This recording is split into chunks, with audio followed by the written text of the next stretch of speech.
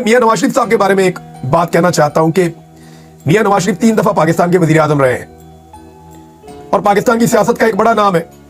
लेकिन मियां साहब जरा ये सोचें कि क्या आप इस किस्म का सियासी इख्तिताम डिजर्व करते हैं कि एक छोटा सा फौजी ऑफिसर हुकूमत खाने में पड़े हुए इमरान रियाज के पास आए और आपके लिए सपोर्ट की डिमांड करे? क्या मियां साहब आप इस लेवल पे पहुंच गए?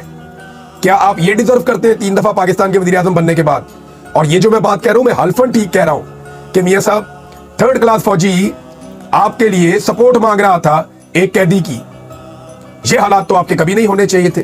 तो आज भी मियां साहब दिल बड़ा करें, ये जो फौज ने आपको हुकूमत दी हुई है भीख में, इसको लात मारे और मैदान में आए और मैदान में आकर पब्लिक को फैसला करने दें। Let the people of Pakistan decide.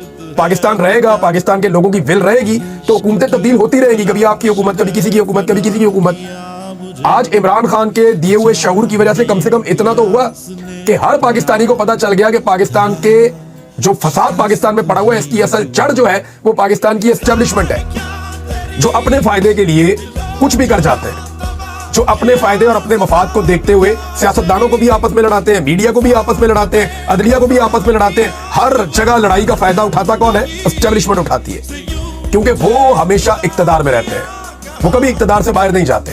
हम में से किसी का भी मादी शानदार नहीं है, हो ही नहीं सकता। मैं बता देता हूं, साबित कर देता हूं आपको, नहीं हो सकता। क्यों नहीं हो सकता?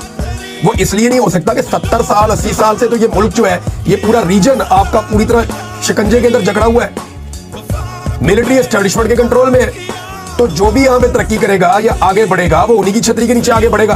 कोई एक पॉलिटिकल पार्टी या कोई एक बड़ी पॉलिटिकल फिगर या कोई भी काबिल जिक्र शख्सियत वो उनके असर से बाहर तरक्की कर ही नहीं सकती। आप गौर करके देख ले। और जो कोई उनके असर से बाहर निकलता है वो उसको निशाने इबरत बना देते हैं। लिहाजा सबको मिलकर फैसला करना पड़ेगा कि इनके असर से सब एक साथ मिलकर बाहर निकले। यानी आप किसी को ब्लेम ही नहीं कर सकते कि जनाब आप जुल्फिकार जी भुट्टो वो मिलिट्री एस्टेब्लिशमेंट के जरिए आए थे। इमरान खान पे भी यही एलिगेशन लोग लगाते हैं, हालांकि उनकी बड़ी लंबी एक स्ट्रगल है इमरान खान साहब की। लोगों को वो लंबी स्ट्रगल नजर नहीं आती, वो सिर्फ 2-3 साल नजर आते हैं या एक इलेक्शन का एक हिस्सा नजर आता है। नवाज शरीफ साहब वो बार बार मिलिट्री एस्टेब्लिशमेंट की मदद से आए। अभी वो अपनी बेटी को और अपने भाई को कैसे लेकर आए? ऐसे ही लेकर आए। जरदारी साहब, पीपल्स पार्टी जो बहुत एंटी एस्टेब्लिशमेंट बनती थी, आप देखें ना, बिलावल जरदारी के मुंह से ब्रूट मेजॉरिटी का लफ्ज निकलता है, डंडे वाली जमहूरियत का लफ्ज निकलता है। इन सारी चीजों को प्लस माइनस करें तो हम सब ने गुनाह किए हैं। अब बजाय इसके कि हम इन गुनाहों के ऊपर एक दूसरे को मर्द इल्जाम ठहराते रहे, हमें चाहिए कि हम मिलकर कुफारा अदा करें। और हमारा कौमी कुफारा पता क्या है? कि हाथ जोड़ के सारे पाकिस्तान की मिलिट्री एस्टेब्लिशमेंट को कहें कि जनाब आप अपने किरदार में वापस चले जाएं।